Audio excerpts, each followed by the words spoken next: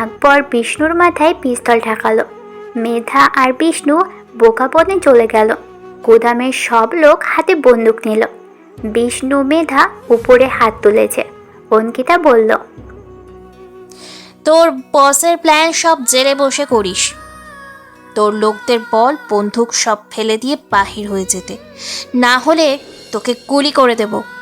তোদেরকে চারপাশ দিয়ে ঘিরে ধরে আছে বলিস। বিষ্ণু মেধা আর চোখে দেখছে, কিন্তু কোনো চালাকি করার সুযোগ নেই। বিষ্ণু চিল দিয়ে, ম্যাডাম কি বললো শুনিসনি? সব ফেলে দে। বিষ্ণুর কথা মতো বন্দুক ফেলে দিয়ে সবাই হাত উপরে তুলল। অঙ্কিতা বলল, তোদের দুজনকে একসাথে ধরার অনেক চেষ্টা করেছি, কিন্তু সুযোগ পাইনি। আজ সুযোগ পেয়ে কি হাতছাড়া করব? মেধা ঢোক গিলে, অফিসার ভুল করলি তুই কাজটা। বস একবার যদি জানতে পারে তোদেরকে ছাড়বে না।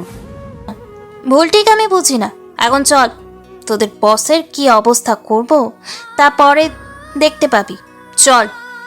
বিষ্ণু মেধা এক দুই পা সামনে পা ফেলে হেসে বিষ্ণু মেধা এক দুই পা সামনে পা ফেলে হেসে উঠল জোরে। গুদাম ঘরের সবাই একসাথেই হেসে উঠল। আকবর আর অঙ্কিতা অবাক হয়ে গেল। মেধা পিছনে ফিরে অঙ্কিতার সামনে দাঁড়িয়ে, পিছনে একবার তাকিয়ে দেখ। তুই কি ভেবেছিলি তুই নিজেই অনেক চালাক? আমরা কিছু বুঝবো না? অঙ্কিতা আর আকবর পিছনে ফিরে অবাক হয়ে গেল। রেজাউল শয়তানি হাসি দিয়ে, ম্যাডাম পিস্তলটা দিয়ে দেন, নিজেকে অনেক চালাক ভাবেন তাই না? রেজাউল তুমি? রেজাউল জোরে হেসে উঠল। অঙ্কিতা আর বিষ্ণুর হাত থেকে পিস্তল কেড়ে নিল। বাহিরে কিন্তু আমার পুলিশ সোর্স আছে, কেউ বেঁচে ফিরতে পারবে না। এই ওকে বাহিরটা দেখিয়ে নিয়ে আয়, আমি সবাই পাঠিয়ে দিচ্ছি। মেধা অঙ্কিতার চুলের মুঠি ধরে বাহিরে নিয়ে গেল। অঙ্কিতা পুরো হা হয়ে গেল। এখানে কেউ নেই, কোনো গাড়ি নেই। রেজাউল তাহলে সব প্ল্যান নষ্ট করে দিল ওদের সাথে হাত মিলিয়ে। আমি কি ভুল করলাম? অঙ্কিতা ভাবতে লাগলো। মেধা অঙ্কিতাকে ভিতরে এনে ধাক্কা মেরে ফেলে দিয়ে, এত সহজে আমাদের ধরতে পারবি এটা কি করে ভাবলি? আজ তোদের শেষই, বাঁচবি না তোরা। অর্ক আর লিমন হকি নিয়ে অঙ্কিতা আর আকবরকে মারতে থাকলো। রেজাউল দিয়ে সবাই মায়ের দেখছে আর হাসছে। ওরা ওদের মেরে স্টোর রুমে নিয়ে যেয়ে ফেলল। সোহেল ওদের দেখে, মরার জন্য কেন ঢুকেছেন এখানে? আপনি রিপোর্টার না? হ্যাঁ, প্রমোশনের লোভে পড়ে এসে এখন নিজের জীবনটাই হারাচ্ছি। ওরা অনেক বড় প্ল্যান করেছে। আমার সব প্ল্যান ছক আঁকা, সব প্ল্যান নষ্ট করে দিল। রেজাউল ওদের সাথে হাত মিলিয়েছে, আমরা বুঝতে পারলাম না। শরীর বেয়ে রক্ত পড়ছে দুজনের। সোহেলেরটা জমাট বেঁধে গেছে। রাত 11টা। হ্যাপি ঈশানকে বলল, তুমি শ্রাবণীকে বোঝাও না। শ্রাবণী বোঝার মেয়ে না, ও যেটা মনে করবে ঠিক সেটাই ঠিক। ও নিজের কত বড় বিপদ ডেকে আনছি ও বুঝতেও পারছে না। ওকে ওর মতো ছেড়ে দাও, ও একটা ধাক্কা না খাওয়া পর্যন্ত সামলাবে না। ও কি পারবে ধাক্কাটা সামলাতে? হ্যাঁ পারবে, ওকে ওর মতো থাকতে দাও আর একটু নজর রাখো। ঠিক আছে, তুমি যা বলবে তাই হোক। দুজনে মিলে কথা বলতে লাগলো। রাত 1টা। গুদাম ঘরের ভিতর মেধা সবাইকে তাড়া দিচ্ছে। আর কতক্ষণ? সব গাড়িতে ওঠা, ভোরের আগেই পাশ করে দিতে হবে। সকাল হয়ে গেলে সমস্যায় পড়তে হবে, ব্যবস্থা কর। একদিকে কার্টুনগুলো গাড়িতে লোড হচ্ছে, অন্যদিকে প্যাকেট হচ্ছে। হঠাৎ করে গুদাম ঘরের বাল্বগুলো জ্বলতে লাগলো আর নিভতে লাগলো। পাওয়ার কেমন কম কম হয়ে গেছে। বিষ্ণু এসে বলল, এ দেখ তো মেইন সুইচে কি হলো, ব্যস্ত কর, নাহলে মালগুলো পৌঁছাতে পারবো না। বিষ্ণুর কথা শেষ হতে না হতেই লাইট বন্ধ হয়ে বাঘের আওয়াজ শুরু হলো। বাঘের আওয়াজের শব্দে তানজিনা শুনে গুটিসুটি হয়ে রইল। গুদাম ঘরের লোকগুলো ভয়তে কেঁপে উঠল। এখানে বাঘ আসবে কি করে? বাঘের আওয়াজ স্টোর রুমের ভিতরে আকবর, অঙ্কিতা আর সোহেলের কানেও পৌঁছে গেল। অঙ্কিতা বলল, টাইগার এসে পড়েছে। সোহেল শিউরে ওঠে। টাইগার আকবরের মুখ থেকে বের হলো, টাইগার। বিষ্ণু আর মেধার লোকেদের গায়ের পরশ খাড়া হয়ে গেল। অর্ক ফোনের ফ্ল্যাশ লাইট জ্বালালো। সবাই যে যার পকেট থেকে ফোন বের করে লাইট জ্বালালো। গুদাম ঘরে দরজা আটকানো, দরজা খটখট করে শব্দ হচ্ছে আর বাঘের গর্জন শোনা যাচ্ছে। বিষ্ণু বলল, কেউ ভয় পাবি না, ও আসল বাঘ না, ও মানুষ। সবাই হাতে বন্দুক নে, ও ঢোকার সাথে সাথে গুলি চালাবি। বিষ্ণুর কথায় সবাই বন্দুক হাতে নিল। খটখট করতে করতে দরজা খুলে গেল। বন্দুক দিয়ে সবাই গুলি চালাতে লাগলো। গুলি চালানোর প্রভাবে বাঘের গর্জন কমে গেল, আর শোনা যাচ্ছে না। মেধা লিমনকে বলল, দেখ তো, মনে হলো গুলিকে মরে পড়ে আছে। সবাই ফ্ল্যাশ দরজার দিকে ধরল। লিমন ভয়েতে আস্তে আস্তে দরজার কাছে এগোলো। দরজার কাছে যেয়ে দেখলো কিছুই নেই। দরজার বাইরে যেয়ে আশপাশ দেখলো অন্ধকার হয়ে আছে। লিমন ভিতরে ঢুকে, এখানে তো কেউ নেই। সবাই জোরে একটা নিঃশ্বাস ফেলল। লিমন যেই দরজা দিতে যাবে অমনি বাঘের গর্জনের সাথে সাথে লিমনের শরীরের উপর লাফিয়ে পড়ল। সবাই আচমকা ভয় পেয়ে পিছনে সরতে যেয়ে পড়ে গেল। লিমন জোরে চিৎকার দিয়ে উঠল। গুদামের ভিতর গুলির শব্দে ভরে গেল। অন্ধকার হয়ে গেল পুরো গুদাম ঘর। বিষ্ণু আর মেধা ভয়েতে টেবিলের তলে ঢুকে পড়ল। 5 মিনিটের ভিতর গুলির শব্দ কমে গেল। লাইট জ্বলে উঠল। মেধা আর বিষ্ণু টেবিলের তল দিয়ে সামনে তাকিয়ে হা হয়ে গেল। ওদের কোনো লোকই বেঁচে নেই। অর্ক, লিমন সবাই লুটিয়ে পড়ে আছে। সামনে দাঁড়িয়ে আছে মুখোশ পরা 5 জন লোক। চোখগুলো পুরো ডাকাতের মতো। বিষ্ণু আর মেধার দিকে এগিয়ে গেল। ওরা দুজনে থরথর করে কাঁপছে। ওদের 2 জনকে টেনে তুলে চেয়ারে বসিয়ে পিছনে যে 4 জন দাঁড়ালো। মেধা বিষ্ণু বলতে লাগলো, কারা তোরা? কি চাই তোদের? আমাদের সাথে কি শত্রুতা?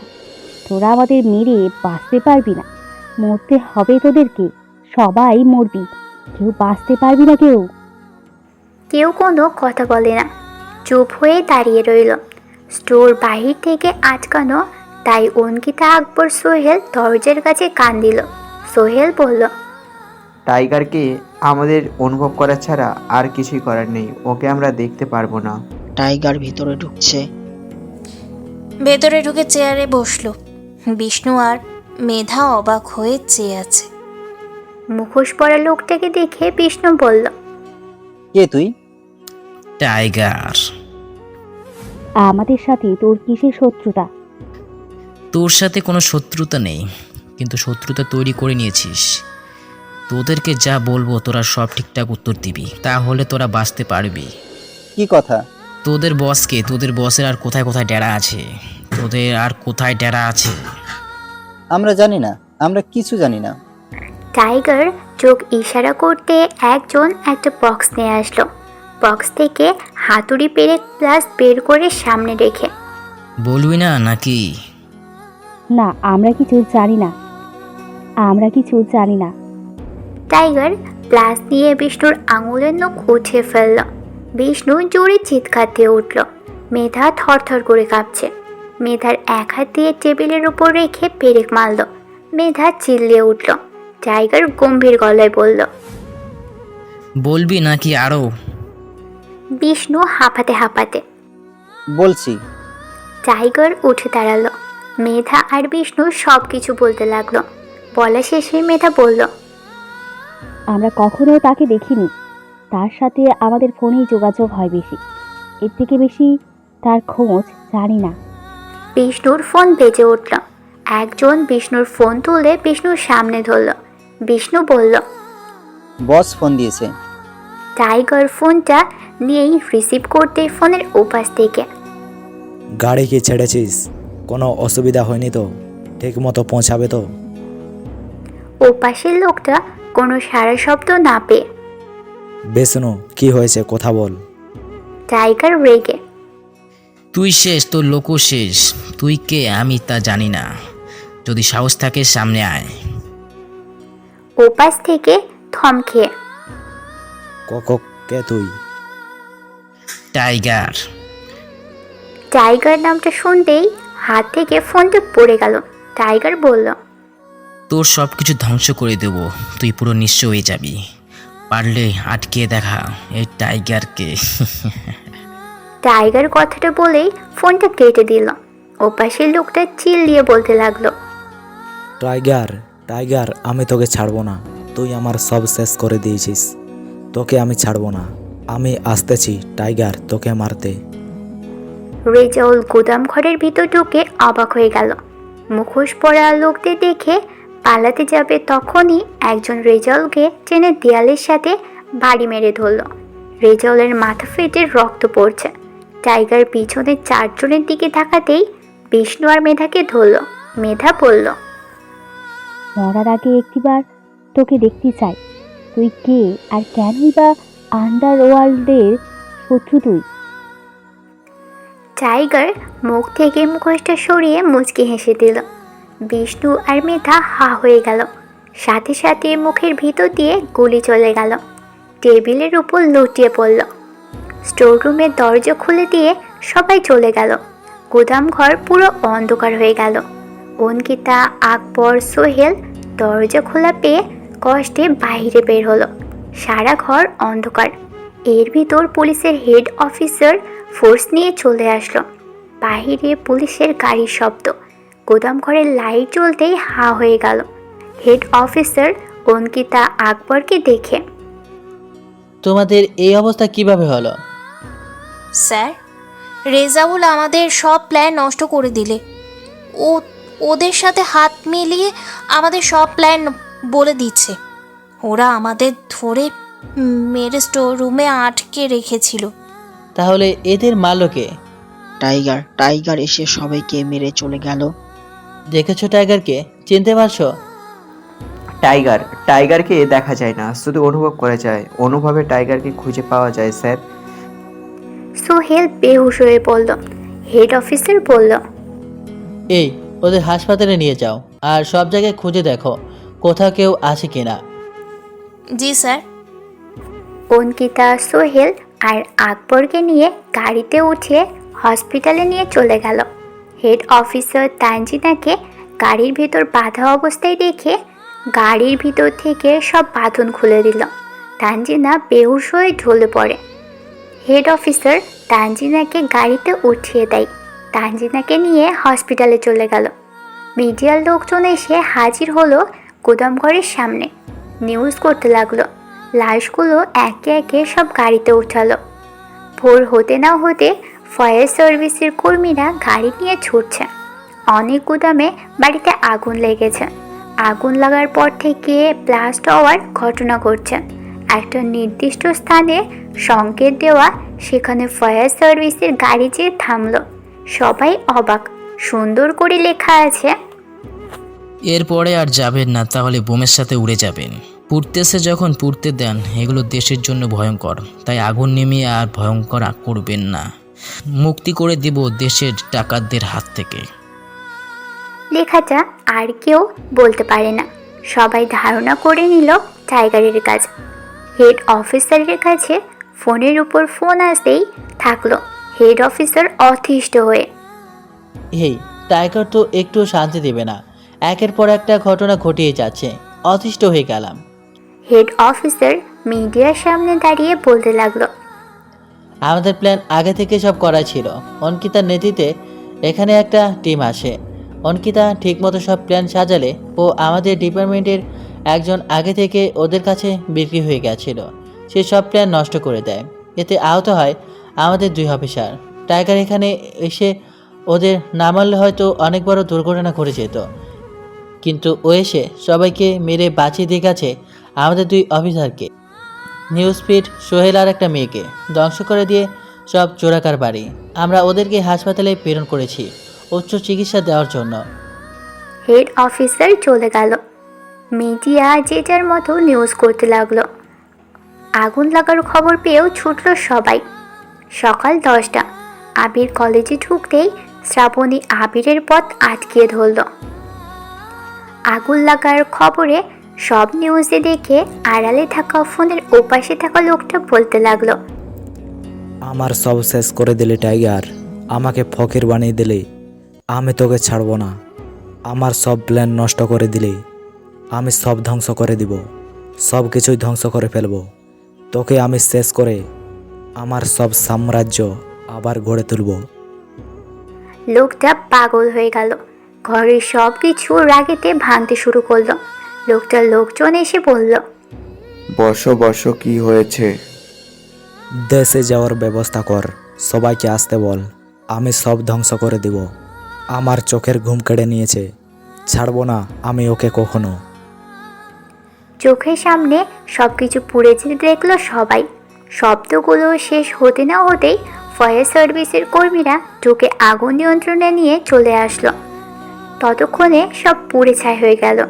মিডিয়ার লোক এক এক জায়গায় এক এক অফিসারকে জিজ্ঞেস করলো, স্যার লেখাগুলো কার ছিল আর কে বা এই কাজগুলো করলো? আমরা সঠিক বলতে পারছি না, তবে আমরা যদি আগুন নিয়ন্ত্রণের আগে ঢুকে পড়তাম তাহলে আমরা কেউ বেঁচে ফিরতে পারতাম না। যে লাগিয়েছে সে সবকিছু জেনে বুঝেই লাগিয়েছে। আমাদের সতর্ক করার জন্য একটা এরিয়া করে দিয়েছে, এর বাইরে আমরা যেন না যাই। ধন্যবাদ স্যার। মিডিয়ার লোকজন বলতে লাগলো, কি এমন জিনিস ছিল যার জন্য ফায়ার সার্ভিসের কর্মীরা যেতে পারলো না? সতর্ক করে দিল। দেশের জন্য নাকি এগুলো সব হুমকির জন্য ছিল। প্রশাসন কি করতেছিল যে তারাই কিছু জানলো না? কিভাবে দেশে ঢুকলো সবার চোখে ফাঁকি দিয়ে? হসপিটালের সামনে মিডিয়ার সব লোকজন এসে হাজির হলো। ডক্টর বাহিরে আসতেই, স্যার সবার কি অবস্থা এখন? সবাই আশঙ্কা মুক্ত, তবে সোহেল গুরুতর আহত। আমাদের চেষ্টা আমরা চালিয়ে যাচ্ছি।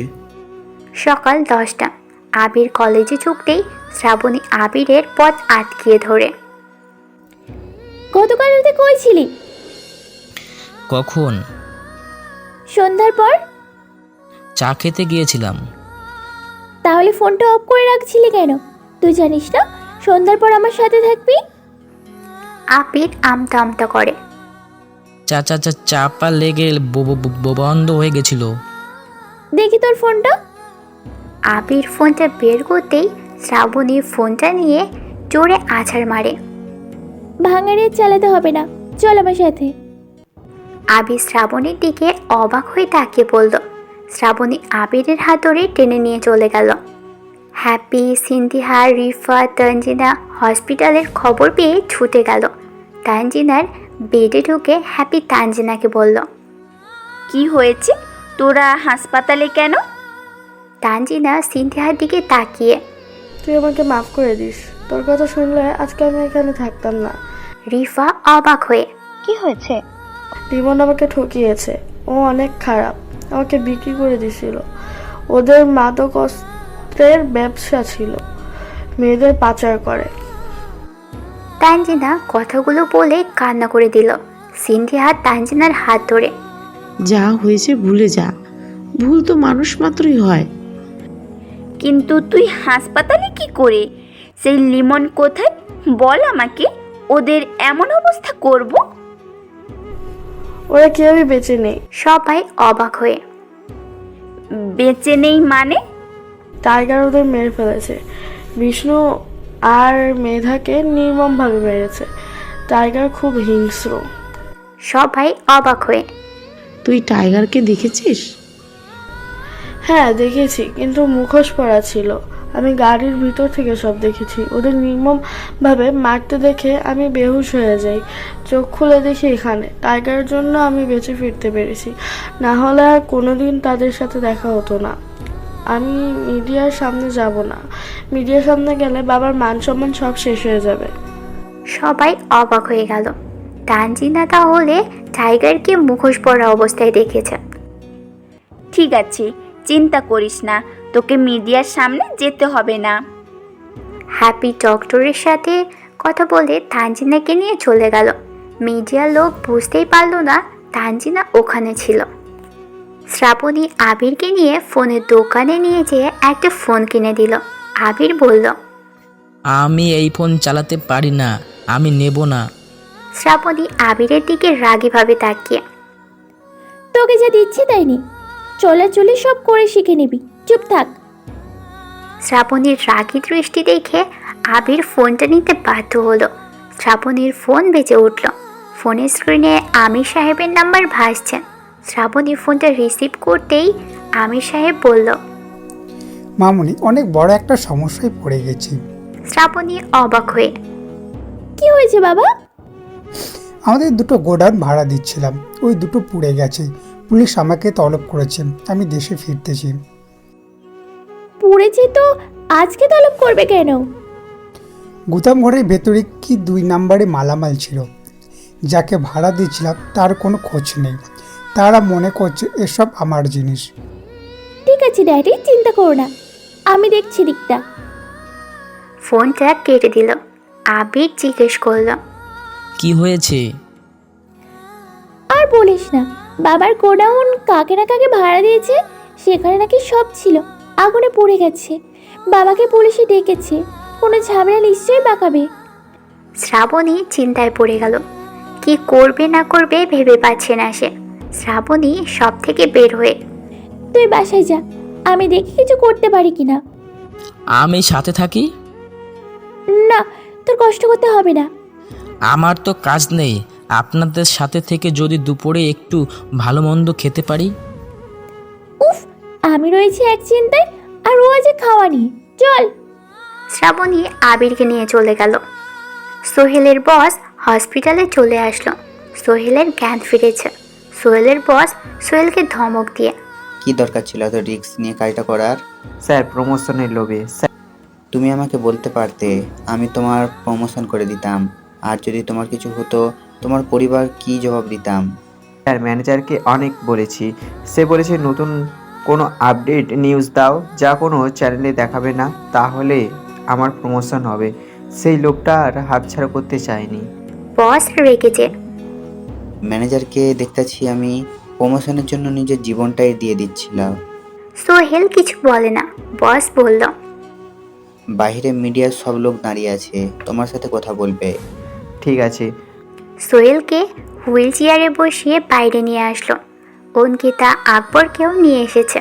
মিডিয়ার লোক ওদের সামনে ঝুঁকে পড়ল। অঙ্কিতা বলল, আপনাদের অফিসার যা বলার একবার বলেছে, সে সব কিছু সত্যি কথা বলেছে। আমরা এখন বিপদমুক্ত, আমাদের আর কিছু বলার নেই।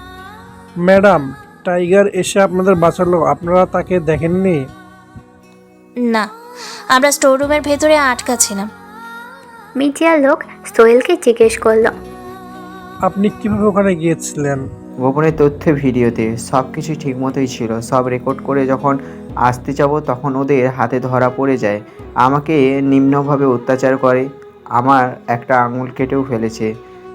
টাইগারকে আপনি দেখেছেন? না, তবে টাইগারের উপস্থিতি অনুভব করেছি। টাইগার খুবই হিংস্র, ওকে দেখা যায় না, কিন্তু ওর পরিস্থিতি অনুভব করা যায়। মিডিয়ার লোক যে যার মতো নিউজ করতে লাগলো। সোহেল বসের কানে কানে বলল, বস, ভিডিও রেকর্ডটা আছে, আপনি একটা নিউজ করে দেন, আমাদের চ্যানেলে সুনাম বাড়বে। ঠিক আছে। সোহেল পেন ড্রাইভ বের করে দিল বসের হাতে। বস ওটা নিয়ে আর সোহেলকে নিয়ে চলে গেল। সোহেলের দেওয়া রেকর্ডটা ছড়িয়ে দিল। সবাই রেকর্ড দেখে অবাক। সোহেলকে অফিসে এনে ফুল দিয়ে শুভেচ্ছা জানায় আর সোহেলের প্রমোশন করিয়ে দেয়। শ্রাবণী আবিরকে নিয়ে অনেক জায়গায় গেল, কিন্তু সবার মুখ ফিরিয়ে নিল। শ্রাবণী গাড়িটা থামিয়ে হতাশ হয়ে গেল। কি করবে বুঝতেই পারছে না।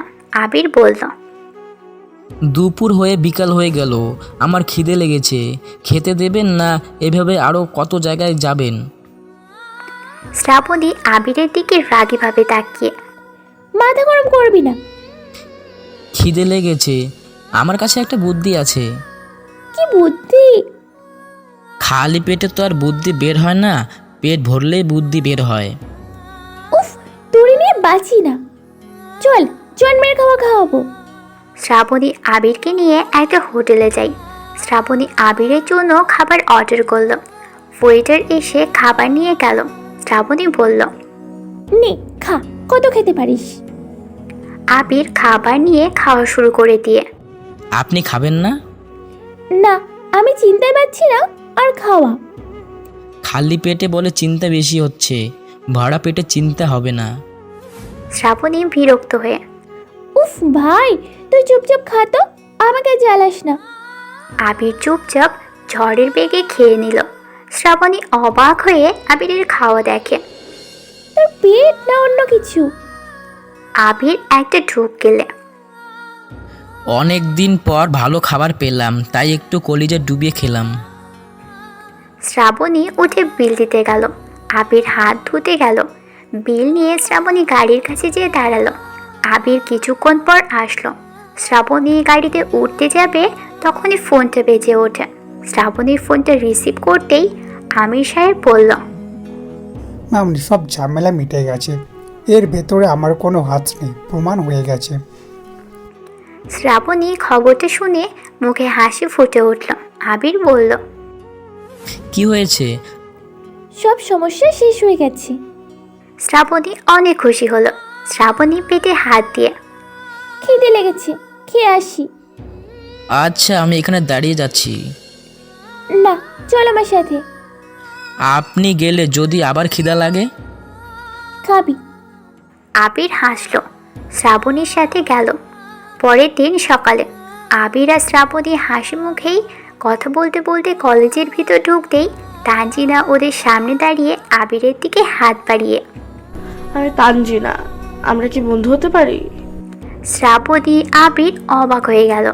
শ্রাবণী, হ্যাপি, আয়ান, মালিহা, সিনতিহা, রিফাও অবাক হয়ে তানজিনার দিকে চেয়ে আছে। আবির বলল, আমি তো ছোট লোক, আর ছোট লোকদের সাথে বন্ধুত্ব করতে নেই, সরি। শ্রাবণী আবিরের মুখের দিকে তাকিয়ে পড়ল। তানজিনা বলল, তুমি যেমনই হও, আমি তোমার বন্ধু হতে চাই। তোর কি মাথা খারাপ হয়ে গেছে? কার সাথে বন্ধুত্ব করছিস? চিনিস ওকে? তুই চুপ থাক, আমি ওর সাথে বন্ধুত্ব করব। তুই কি একটু বেশি করছিস না তানজিনা? না, আবিরের বন্ধু হতে চাই, ব্যাস। ও কিন্তু ডাকাতের ছেলে, আর কটা ডাকাত। শ্রাবণীর রাগীভাবে মালিহার দিকে তাকিয়ে পড়ল। মালিহা জিভে কামড় দিল। শ্রাবণী আবিরকে নিয়ে চলে গেল। তানজিনা মালিহার সামনে দাঁড়িয়ে বলল, রিপিট, ও যা মতো যায় হোক, সমস্যা নেই।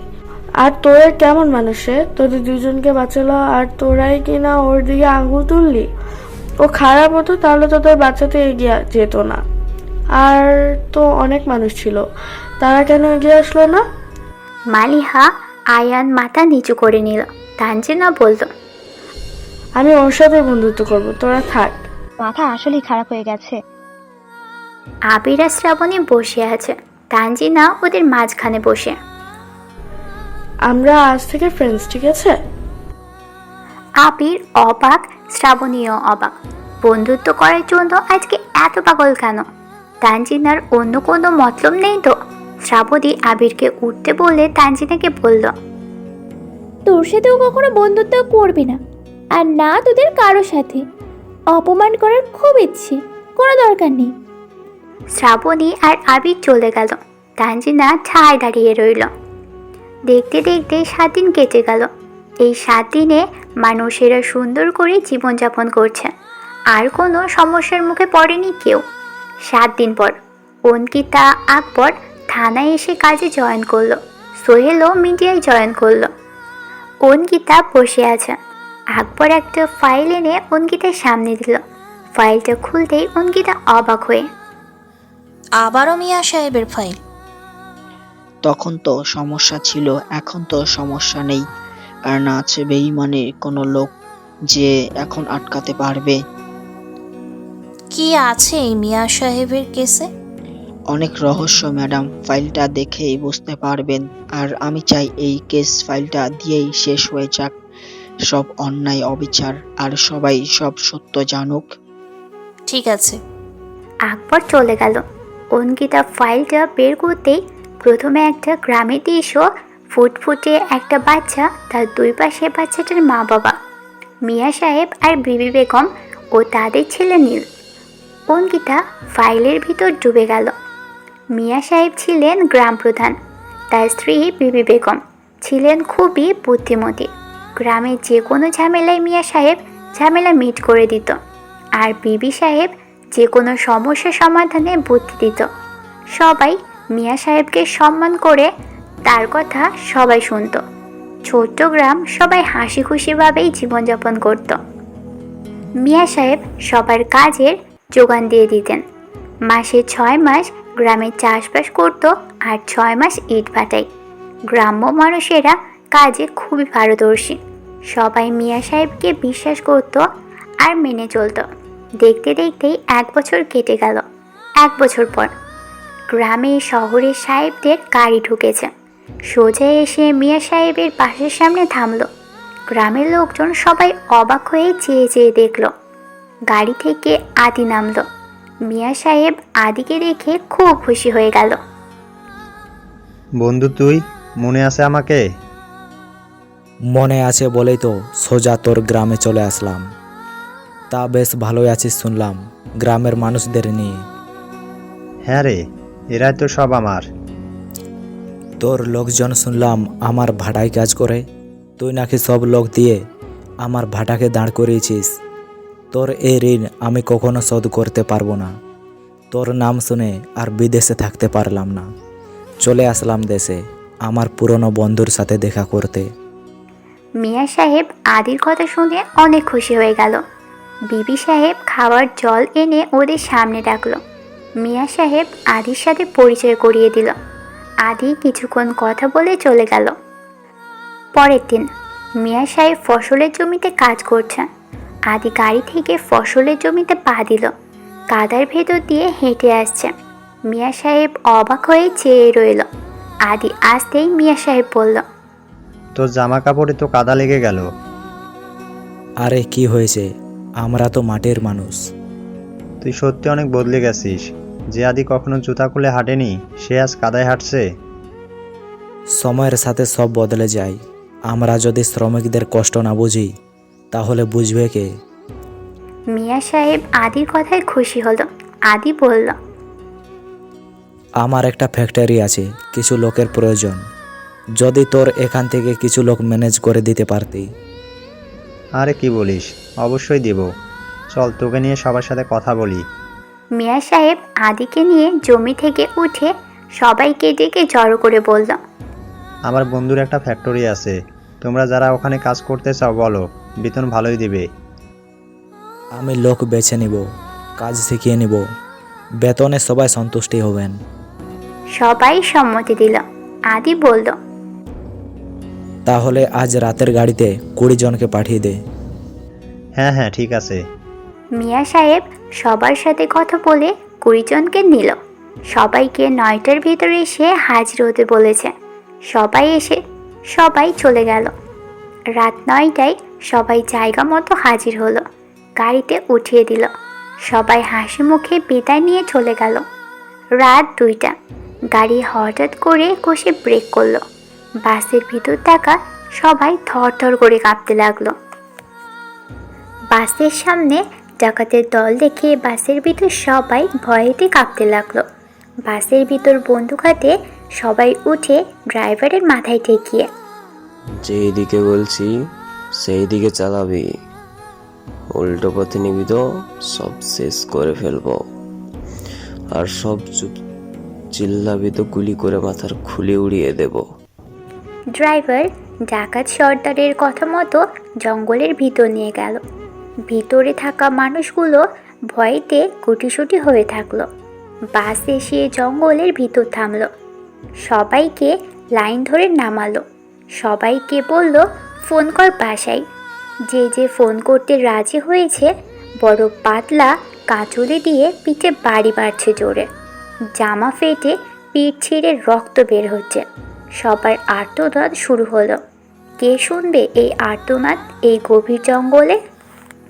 রাত 3টা। মিয়া সাহেব দরজার ধাক্কার শব্দ শুনে ঘুম থেকে লাফিয়ে উঠে দরজা খুলে অবাক হয়ে গেল।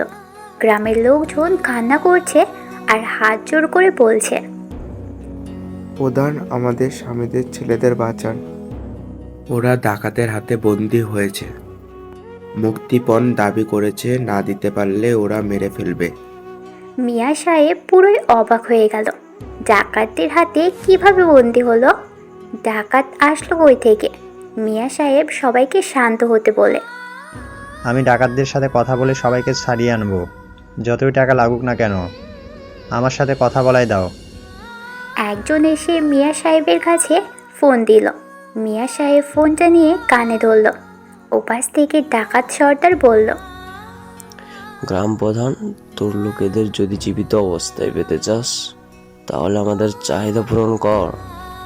তুমি ওদের কিছু করবে না, কোনো ক্ষতি করবে না।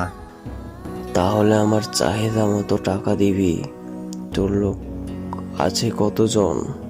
20 জন। মিয়া সাহেব 20 জনের নাম বলল। ডাকাত সর্দার বলল, 20 লক্ষ টাকা দিবি? তাহলে সবাইকে ছেড়ে দেব। এত টাকা আমরা কোথায় পাবো? একটু কমিয়ে চাও, আমরা অনেক গরিব। গ্রামের মানুষ একটু বোঝার চেষ্টা করো। ঠিক আছে, 15 লক্ষ টাকার ব্যাগ ভরে পাঠিয়ে দিবি। যদি এরকম হয় তাহলে কেউ বেঁচে ফিরবি না। কথাটা বললেই ফোন কেটে দিল। মিয়া সাহেব বলল, ওরা 15 লক্ষ টাকা দাবি করেছে। চিন্তা করো না, টাকার ব্যবস্থা হয়ে যাবে।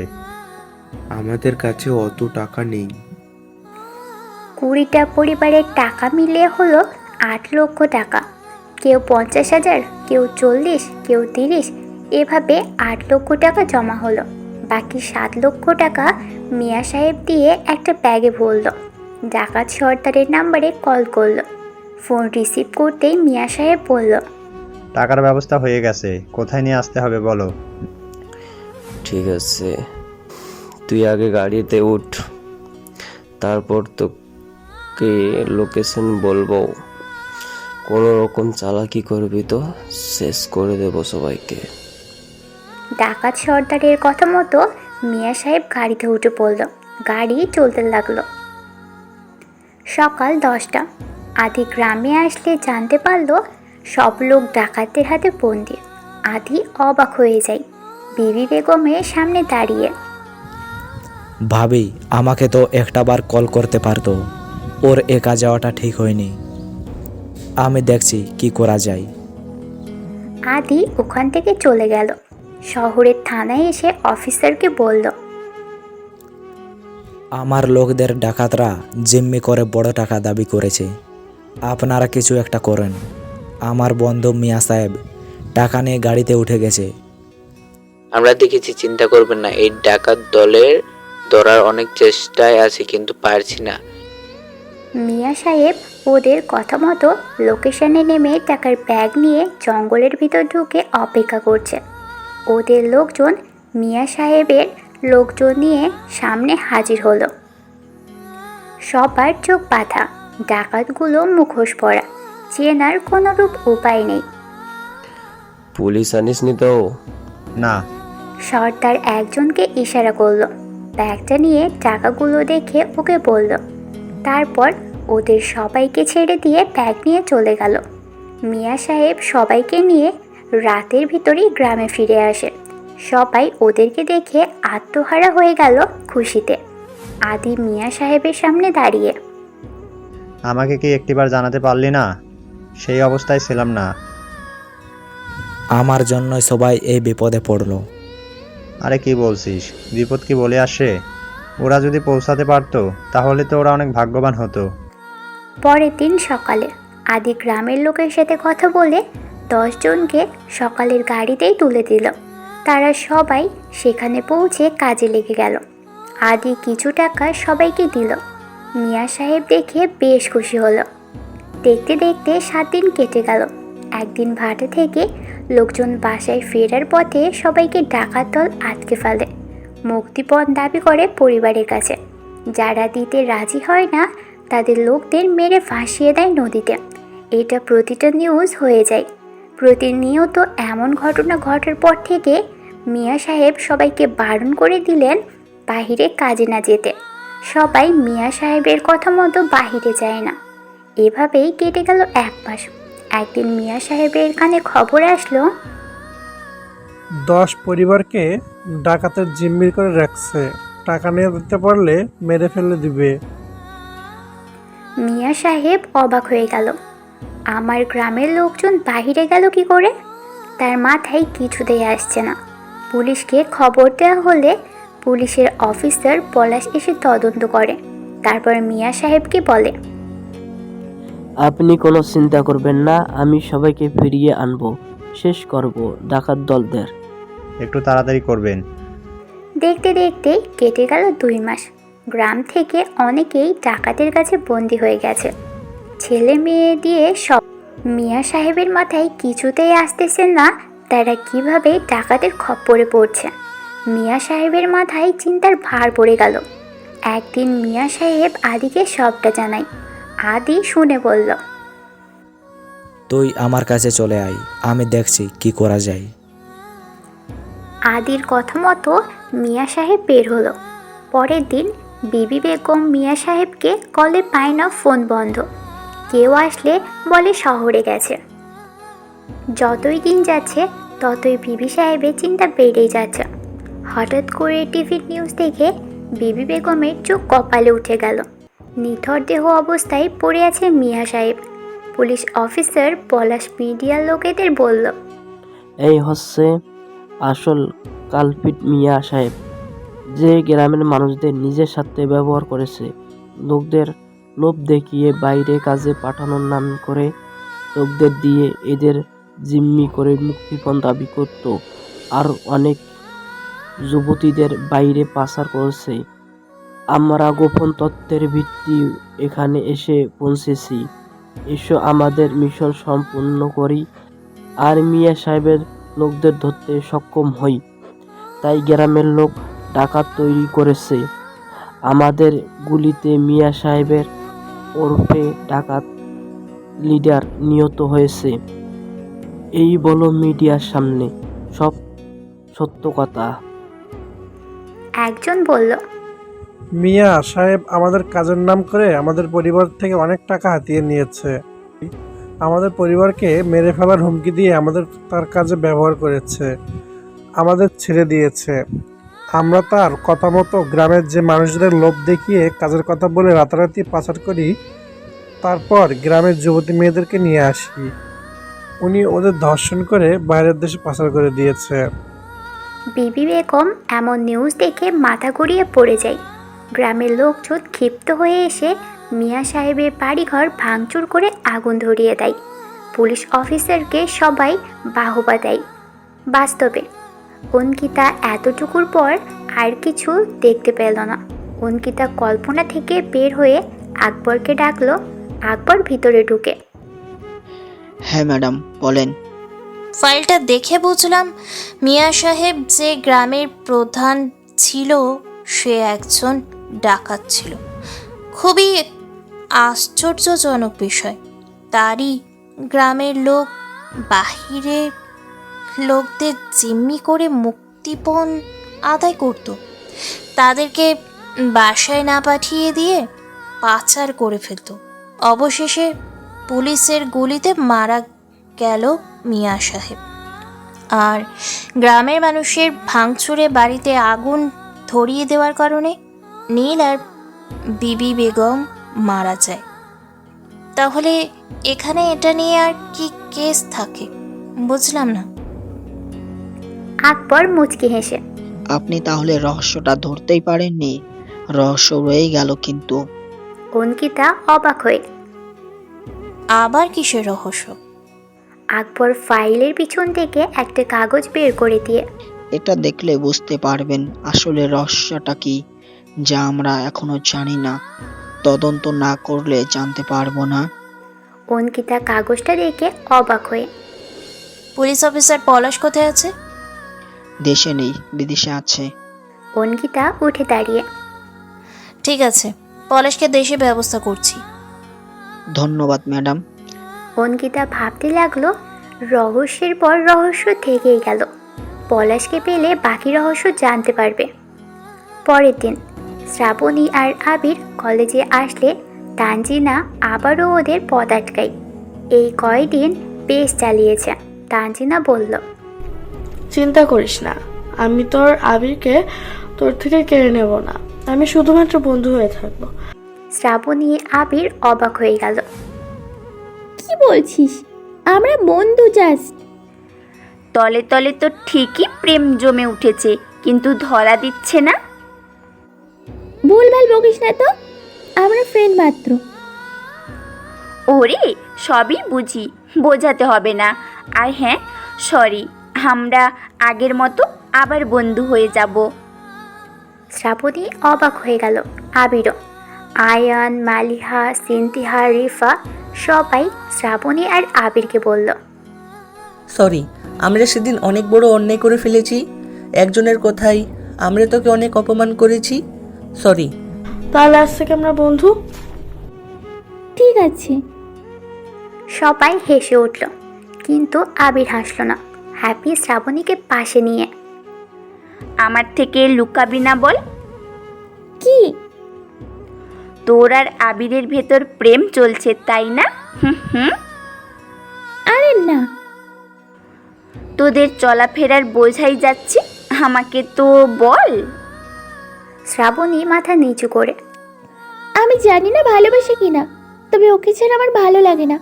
ওর সাথে কথা বলতে না পারলে ভালো লাগে না, এক পলক না দেখলে কষ্ট হয়। আমি জানি না ওকে ভালোবাসি কিনা। ওরে, কত ভালোবাসা, এখনো বলিসনি, তাই তো? আর একটু সময় নে, তারপর না হয় বলিস। শ্রাবণীর লজ্জা পেল। কলেজে সামনের মাসে বড় একটা অনুষ্ঠানের আয়োজন করা হয়েছে। প্রিন্সিপাল সবাইকে জানিয়ে দিল বিশিষ্ট ব্যবসায়ী আদনান চৌধুরী উপস্থিত থাকবেন। সন্ধ্যার পর লেকের পাড়ে সবাই এসে হাজির হলো। হ্যাপি আর ঈশা দুজনে পাশে যেয়ে চুটিয়ে প্রেম করছে। শ্রাবণী, আবির, সিনতিহা, তানজিনা, রিফা সবাই একসাথে। তানজিনা বারবার মজা করতে করতে আবিরের গায়ে হাত দিচ্ছে, যা শ্রাবণী একদম সহ্য হচ্ছে না। আবির বিরক্ত ফিল করছে। শ্রাবণী তানজিনাকে কিছু বলতেও পারে না।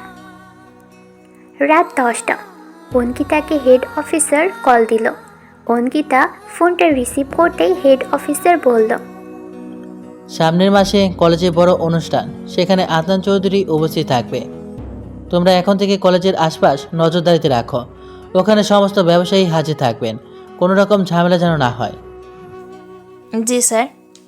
হেড অফিসার ফোনটা রাখতে যাবেন, তখনই অঙ্কিতা বলল, স্যার স্যার স্যার। হ্যাঁ বলো। স্যার, পলাশ স্যারকে দেশে আনার ব্যবস্থা করেন। হেড অফিসার অবাক হয়ে, কেন? স্যার, পলাশ সাহেবের অনেক অভিজ্ঞতা, তার অভিজ্ঞতায় পারবে টাইগারকে খুঁজে বের করতে। সে যখন মিয়া সাহেবের মতো মুখোশ পরা লোকটা মুখোশ খুলে দিয়েছে, সে টাইগারেরও মুখোশ খুলে দিবে। তুমি ঠিক কথা বলেছ, আমি পলাশকে দেশে আনার জন্য বলতেছি। ধন্যবাদ স্যার। ফোনটা কেটে দিল। অঙ্কিতা বলল, সামনে বড় কোনো রহস্যের উন্মোচন করতে চলেছি। পরের দিন কলেজে সবাই উপস্থিত হলো। তানজিনা আবিরের গায়ে হাত দিয়ে কথা বলে, হাত ধরে টান মেরে নিয়ে চলে যায়। শ্রাবণী এগুলো সহ্যই করতে পারে না। এভাবেই দেখতে দেখতে চলে গেল 10টা দিন। একদিন শ্রাবণী আবিরের হাত টেনে নিয়ে পুকুরের পাড়ে নিয়ে দাঁড় করিয়ে, তোর সমস্যা কি? মেয়েরা গায়ে স্পর্শ করলে তোর ভালো লাগে? আবির অবাক হয়ে তোতলিয়ে বলল, কী সব বলছেন? কি বলছি বুঝতে পারছিস না? তোর গায়ে কেউ হাত দিলে আমার সহ্য হয় না, আমার জেদ ওঠে, রাগ হয়। আমি তোকে ভালোবাসি, তুই বুঝিস না? হ্যাঁ, আমি তোকে ভালোবাসি, অনেক বেশি ভালোবাসি। আবির পুরো হাঁ হয়ে, আপনার মাথা খারাপ হয়ে গেছে। আপনি কোথায় আর আমি কোথায়, আমার সাথে আপনার যায় না। আপনি আবেগে আছেন। তোর সাথে আমার যায় কি না তা আমি বুঝে নেব, তুই শুধুই আমার। এটা কখনোই সম্ভব না। আমি কাউকে ভালোবাসতে পারবো না, কেউ আমাকে ভালোবাসতে পারবে। আপনি এটা ভুল করছেন। আমি পারবো না, মাফ করবেন। আবির কথাটা বলে চোখের পানি মুছতে মুছতেই চলে গেল। শ্রাবণী চোখের পানি ফেলতে ফেলতে কাউকে কিছু না বললেই চলে গেল। এদিকে তানজিনা, সিনতিহা, মালিহা শ্রাবণী আর আবিরকে খুঁজতে লাগলো। কলেজে কাউকে পেল না। সারা রাত শ্রাবণী ঘুমায় না, কিছু খায়ও না। আবির শ্রাবণীকে অনেক আগে থেকেই ভালোবেসে ফেলে, কিন্তু ভয় একটাই, সমাজ কখনো ওদেরকে মেনে নেবে না। আবিরের অবস্থান ভালো নয়, সবাই জানে আবিরের বাবা ডাকাত ছিল। পরের দিন আবির কলেজে আসলেও শ্রাবণী কলেজে আসে না। এভাবেই কেটে গেল আরও 3 দিন। আবির শ্রাবণীকে অনেক মিস করে, মনটা পুরোই ব্যাকুল হয়ে যায় তার। শ্রাবণীকে দেখলে শান্তি পেত, সেই শ্রাবণীকে 4 দিন ধরে দেখে না। আবির হ্যাপিকে দেখে। শ্রাবণী কোথায় জানেন কিছু? ও তো বাসা থেকে বের হয় না, কিচ্ছু খায় না, রাতে ঘুমায়ও না। হঠাৎ করে কি যে হলো বুঝতে পারছি না। ওর কাছে আমাকে নিয়ে যাবেন একটু? তুই যে কি করবি? ওরে একটু দেখবো, অনেকদিন দেখি না, প্লিজ নিয়ে চলেন না। হ্যাপি আবিরকে নিয়ে শ্রাবণীর বাসায় গেল। হ্যাপি শ্রাবণীর রুমে যেয়ে, আবির এসেছে, এখানে পাঠাবো নাকি তুই বাহিরে আসবি? এখানে আসতে বল। হ্যাপি রুম থেকে বের হয়ে আবিরকে পাঠিয়ে দিল। আবির রুমে ঢুকে পুরো অবাক হয়ে গেল। শ্রাবণীর এই কী অবস্থা! আবির শ্রাবণীর সামনে বসে। কি অবস্থা করেছেন নিজের? তাতে কার কি? আপনি কেন বুঝছেন না? বুঝতে চাই না, মরলে মরে যাব। আবির রেগে যেয়ে শ্রাবণীর গালের কাছে হাত নিয়ে থেমে গেল। শ্রাবণী বলল, থামলি কেন? মার, তবুও বলবো আমি মরে যাব, তাতে তোর কিচ্ছু না। আবির শ্রাবণীকে টেনে বুকের সাথে জড়িয়ে ধরে। চুপ একদম, তুই মরে গেলে আমার কি হবে? তুই না থাকলে আমি কিভাবে থাকবো? এই 4 দিনে অনেক কষ্ট দিয়েছিস, এখন আবার মরার কথা বলছিস? একদম বাজে কথা বলবি না, মেরে ফেলবো একদম। শ্রাবণী আবিরকে 2 হাত দিয়ে জড়িয়ে ধরে চোখের পানি ছেড়ে দিল। ঘরের ভিতর ধুম করে শব্দ হলো। আবির চমকে উঠল। সব জড়ি আবির আর শ্রাবণীর মাথায় এসে পড়ল। হ্যাপি, তানজিনা, রিফা, আয়ান, মালিহা, সিনতিহা সবাই একসাথে চিল্লিয়ে উঠল। তানজিনা বলল, ওরে কত সুন্দর ভালোবাসা। আবির শ্রাবণীকে ছেড়ে দিল, শ্রাবণী আবিরকে। দুজনে লজ্জায় লাল হয়ে গেল। হ্যাপি শ্রাবণীর পাশে বসে শ্রাবণীকে ধরে, ওরে লজ্জা, ওষুধে তাহলে কাজে দিল। সবাই মিলে অনেক মজা করতে লাগলো। শুরু নতুন প্রেম কাহিনী। আবির আর শ্রাবণী চুটিয়ে প্রেম করতে শুরু করলো। কলেজের বাইরে, কলেজের ভিতরে সবার মুখে মুখে শ্রাবণী আর আবিরের ভালোবাসার গল্প। যে ছেলেটাকে শ্রাবণী দেখতেই পারতো না, সেই ছেলের সাথে রিলেশন। কতই না অত্যাচার করেছিল। কি একটা ঝামেলা! যে মানুষটার সাথে বেশি কথা বলা হয়, শয়তানি করা হয়, অত্যাচার করা হয়, এক সময় না এক সময় সেই মানুষটার শূন্যতায় মায়ে জড়িয়ে ফেলে মানুষটাকে। এদিকে কলেজ সাজানোর কাজ শুরু হয়ে যায়। 5 বছর পর আবারও কলেজে বড় উৎসব হবে, যেখানে উপস্থিত হবে সব বড় ব্যবসায়ীরা। কলেজ ফান্ডে তাদের অনেক অবদানও রয়েছে। অঙ্কিতা ও কলেজটাকে ভালো নজরদারিতে রেখেছে। দেখতে দেখতে অনুষ্ঠানের দিন চলে আসলো। বিকেলবেলা আবির আর শ্রাবণী ম্যাচিং করে পাঞ্জাবি আর শাড়ি পরে কলেজে আসলো। সবাই ওদের দুজনকে দেখে অবাক। অনেক সুন্দর লাগছে দুজনকে একসাথে। হ্যাপি আর ঈশানও ম্যাচিং করে পাঞ্জাবি আর শাড়ি পরে এসেছে। সবাই বেশ হাসি খুশি। তানজিনা শ্রাবণীকে বলল, তাহলে তলে তলে এসব ছিল, ম্যাচিং করে দুজন পরে এসে তো আকর্ষণটা বাড়িয়ে দিলি। লজ্জা দিবি না একদম। সন্ধ্যা হতে না হতেই চারপাশে আলো জ্বলে উঠল। বেশ জাঁকজমকভাবেই সাজানো হয়েছে। চারপাশে গার্ড প্রশাসনের লোক, সব জায়গা সেট করা। অঙ্কিতা ফোনটা বেজে উঠল। অঙ্কিতা ফোনটা রিসিভ করতেই অবাক হয়ে গেল, পুরো থ হয়ে গেল। লোকজন সবাই আসা শুরু করে দিয়েছে। লোকের আনাগোনা বেড়ে গেছে। সবাইকে চেক করেই তবেই কলেজের ভেতর ঢুকতে দিচ্ছে। অঙ্কিতা আর আকবর দুজন দুপাশে ভালো করে দেখে আসলো সবাই ঠিকমতো আছে কিনা। অঙ্কিতা দেখে কলেজ গেটের সামনে এসে দাঁড়াতেই ফোনটা বেজে উঠল। অঙ্কিতা ফোনটা রিসিভ করতেই ওপাশ থেকে, ম্যাডাম, সব কিছু প্রোটোকলে রাখলেও আজ ব্যবসায়ীদের শেষ দিন। যদি তাদের বাঁচাতে চান তাহলে স্টেজের নিচ দিয়ে বোমগুলো সরানোর ব্যবস্থা করেন। আর যদি টাইগার এসে পড়ে তাহলে তো বুঝতেই পারছেন কত লোক মরতে পারে। এক বোম উদ্ধার করতে টাইগারকে আসতে বাধ্য করবেন না, নিজ দায়িত্বে সামলে নেন। টাইগার আসলে সবাই কেঁপে উঠবে। চুপিসারে কাজ করুন। কথাগুলো বলে ফোনটা কেটে দিল। অঙ্কিতা পুরোই থ হয়ে গেল। অঙ্কিতা আকবরকে বলল, কেউ যেন জানতে না পারে। বোমা এক্সিকিউটিভদের খবর দাও, বোমা সরাতে হবে। আকবর হাঁ হয়ে, কোথায় বোম ম্যাডাম? হাতে সময় নেই, তাড়াতাড়ি করো, একটু পর অনুষ্ঠান শুরু হয়ে যাবে। আমি ভেতরে যাচ্ছি। আকবর পাশে চলে গেল। অঙ্কিতা ভিতরে ঢুকলো। স্টেজের পিছনে যেয়ে শ্রাবণী আর আবিরকে দেখে, এই, তোমরা এখানে কি করছো? সামনে যাও, এখানে যেন দেখি না। শ্রাবণী আবির অবাক। অঙ্কিতা স্টেজের নিচের পর্দা উঁচু করল, তারপর পিছনে তাকিয়ে, দাঁড়িয়ে আছো কেন? যাও। ম্যাডাম, কোনো সমস্যা? তোমাদেরকে যা বলছি শোনো, এখানে থেকে যাও, কাজ করতে যাও। অঙ্কিতার ফোন আবারও বেজে উঠল। অঙ্কিতা ফোন রিসিভ করতেই ওপাশ থেকে, কোনো একটা ছেলেকে ভেতরে ঢুকিয়ে এগুলো বের করে আনো। সময় খুব কম, না হলে কিন্তু আলো বন্ধ হয়ে যাবে। অঙ্কিতা কিছু বলার আগেই ফোনটা কেটে দিল। অঙ্কিতা টেনশনে পড়ে গেল শ্রাবণীর দিকে তাকিয়ে। খুব বড় একটা বিপদের মধ্যে আছি। এই, তোমার নাম কি? ওর নাম আবির। আর কি বিপদ ম্যাডাম? এই স্টেজের তলায় বোমা ফিট করা, ওগুলো এখনো চালু হয়নি। তুমি ঢুকে বের করে আনতে পারবে? একটু তাড়াতাড়ি। শ্রাবণী আর আবির হা হয়ে গেল। শ্রাবণী আবিরকে বলল, ম্যাডাম যা বলে করো। আবির পাঞ্জাবিটা খুলে স্টেজের তলায় ঢুকে পড়ল। ঢুকে পুরো অবাক।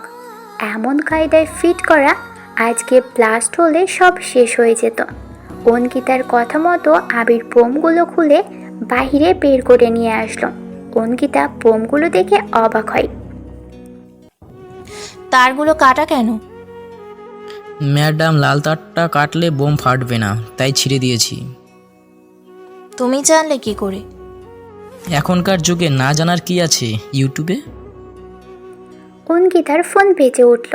অঙ্কিতা ফোনটা রিসিভ করতেই ওপাশ থেকে, এখন শান্তিতে ঘুরুক, আর কোনো সমস্যা নেই। ফোনটা কেটে দিল। অঙ্কিতা বারবার কল দিল, কিন্তু নাম্বার অফ। এদিকে আমির সাহেব, আফজল সাহেব আরও অনেকেই গাড়িতে করে কলেজের ভিতরে ঢুকলো। অঙ্কিতা সামনের দিকে যেয়ে দাঁড়ালো। আমির সাহেব আজমল সাহেবকে বরণ করে নিল। তারা স্টেজের উপর উঠে গেল। একে একে সবাইকে বরণ করে নিল। স্টেজের উপর সবাইকে ফুল দিয়ে শুভেচ্ছা জানালো। প্রিন্সিপাল হামিদের কানে কানে একজন এসে, স্যার, আদনান চৌধুরী আসতে পারবেন? ওনার জরুরি মিটিং পড়ে গেছে, সেখানে গেছে। ঠিক আছে, তুমি যাও। অনুষ্ঠান শুরু হয়ে গেল। প্রথমে একজন উঠে বক্তব্য দিল, তারপর আরেকজন। সবাই মনোযোগ সহকারে বক্তব্য শুনতে লাগলো। কিছুক্ষণ পর হেড অফিসারের গাড়ি এসে থামলো। হেড অফিসারের গাড়ির সামনে অঙ্কিতা চলে গেল। হেড অফিসারের গাড়ি থেকে পলাশ নামলো।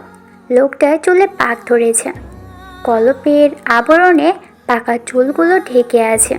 হেড অফিসার অঙ্কিতাকে বলল, পলাশ স্যার, আর ও হচ্ছে অঙ্কিতা। তোমাকে মূলত এনেছি টাইগারকে ধরার জন্য। তুমি অঙ্কিতাকে ফুল সাপোর্ট করবে। জি স্যার, অবশ্যই। অঙ্কিতা পলাশকে স্যালুট করে, আসুন, কন্ট্রোল রুমে বসে কথা বলি। পলাশ অঙ্কিতার সাথে কন্ট্রোল রুমে গেল। অঙ্কিতা সবাইকে ইশারা করতেই সবাই বেরিয়ে গেল। অঙ্কিতা আর পলাশ বসল মুখোমুখি। আমির সাহেব উঠে দাঁড়িয়ে বক্তব্য দিতে শুরু করলেন। এই কলেজে আমাদের গৌরবময়। এই কলেজের জন্য প্রতিটি শিক্ষার্থীর জন্য আমার মন উজাড় করে দিয়েছি, যাতে কেউ শিক্ষা থেকে বঞ্চিত না হোক, বড় হয়ে মানুষের মতো মানুষ হোক, আমাদের কলেজের সুনাম বাড়াক। তাই আজকে এই মিলনায়তনে একটাই কথা বলবো, প্রতিটি শিক্ষার্থীদের তোমাদের যে কোনো সমস্যার কথা আমাদের জানাতে পারো। আমরা চেষ্টা করব আমাদের সমস্যা দূর করার জন্য। আর দূরের যে শিক্ষার্থীরা আছো, তোমাদের বাসের ব্যবস্থা করছি। কষ্ট করে আর গাড়িতে টাকা খরচ করে আসতে হবে না, বিনা টাকায় বাসে উঠে কলেজে চলে আসবে। সবাই হাততালি দিয়ে উঠল। অঙ্কিতা পলাশের দিকে তাকিয়ে, স্যার, মিয়া সাহেবকে আপনি নিজেই গুলি করে মেরেছিলেন। পলাশ মিয়া সাহেবের কথা শুনে চমকে থতমত খেয়ে, হ্যাঁ, কেন? আর মিয়া সাহেবের কথা বলছো কেন? মিয়া সাহেবের কথাগুলো ক্লিয়ার করলেই তো আমরা টাইগারকে ধরতে পারবো, না হলে তো পারবো না। পলাশ উত্তেজিত হয়ে, তুমি ঠিক করে কথা বলো। টাইগারের ধরার বিষয়ে গাইড করতে এসেছি, কোনো জেরার জন্য নয়। স্যার, উত্তেজিত হবেন না। অঙ্কিতা একটা কাগজ পলাশের হাতে ধরিয়ে দিয়ে, স্যার, আপনি তো তাকে মেরেছিলেন মিডিয়া আসার 1 ঘন্টা আগে, কিন্তু এই কাগজে লেখা আছে মিয়া সাহেব 24 ঘন্টা আগে মারা গেছেন। তাহলে আপনি মিডিয়ার লোকদের কিভাবে বললেন যে 1 ঘন্টা আগে মেরেছেন? পলাশ অঙ্কিতার কথায় থম খেয়ে, না না, মানে আমি ঠিক টাইম মেরেছি, আমি বলতে ভুল করেছিলাম। পলাশ ঘাবতে শুরু করলো। অঙ্কিতা বলল, স্যার, আপনি মিথ্যে কথা বলছেন, আপনার চোখ মুখ স্পষ্ট বলে দিচ্ছে। কি হয়েছিল স্যার, সেই দিন সত্যি করে বলেন, না হলে আপনিও বাঁচতে পারবেন না। সত্যটা বললে আপনাকে আমি বাঁচিয়ে নিয়ে যেতে পারবো। পলাশ অনেকটা ঘাবড়ে যায়। অঙ্কিতা একটু জোর দিয়েই বলল, স্যার বলুন, সময় এখনো আছে। সব কিছু আমার হাতের বাহিরে চলে গেলে আমার কিছুই করার থাকবে না। পলাশ ভয় পেয়ে, বলছি, আমি সব বলছি। অঙ্কিতা পলাশের দিকে পানির গ্লাস এগিয়ে দেয়। পলাশ পানি খেয়ে, আমি টাকার কাছে বিক্রি হয়ে গিয়েছিলাম সেদিন। মিয়া সাহেবের কোনো ডাকাত ছিল না, সে একজন সরল সরল মানুষ ছিল, মানুষের সবসময় উপকার করত। সেদিন মিয়া সাহেব নিলয়কে সাথে নিয়ে আদির সাথে দেখা করার জন্য শহরে আসলে তাদের আর নিলয়কে কিডন্যাপ করে নেওয়া ডাকাত দলদের লোকেরা গভীর জঙ্গলে নিয়ে মিয়া সাহেবকে আটকে রাখে। ডাকাতের সদস্যরা মিয়া সাহেবকে বলেছিল, মিয়া সাহেব, আপনি আমাদের সাথে কাজ করুন, আপনাকে রাতারাতি কোটিপতি বানিয়ে দেব। তোরা যে স্বপ্ন দেখছিস তা কখনো বাস্তব হবে না, তোদের সাথে আমি কখনো কাজ করব না। একটু ভাবুন মিয়া সাহেব, গ্রাম থেকে লোকেদের কাজের উদ্দেশ্যে পাঠাবেন, আমার ওদের জিম্মি করে পরিবার থেকে টাকা আদায় করব, তারপর ওদের ছেড়ে না দিয়ে পাচার করে দেব, অনেক টাকা পাবেন। আমি মরে গেলেও এ কাজ কখনো করব না।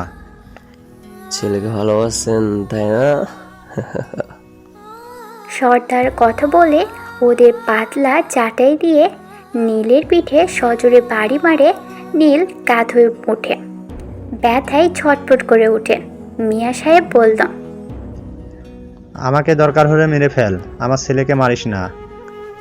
তাহলে তুই রাজি হয়ে যা, আজকের রাতটুকু ভেবে। সর্দার ওদের আঁকড়ে চলে গিয়েছিল। মিয়া সাহেব কৌশলে নিলয়কে পালিয়ে যেতে সাহায্য করে। নিলয় পালিয়ে যায়। পরের দিন সর্দার নিলয়কে না দেখে মিয়া সাহেবকে মারধর করে আর রাজি করানোর চেষ্টা করে, কিন্তু কোনো কিছুতে রাজি হয় না। খাওয়া দাওয়া বন্ধ করে দেয়। গ্রামের লোকদের দিয়ে সর্দার কাজ চালাতো।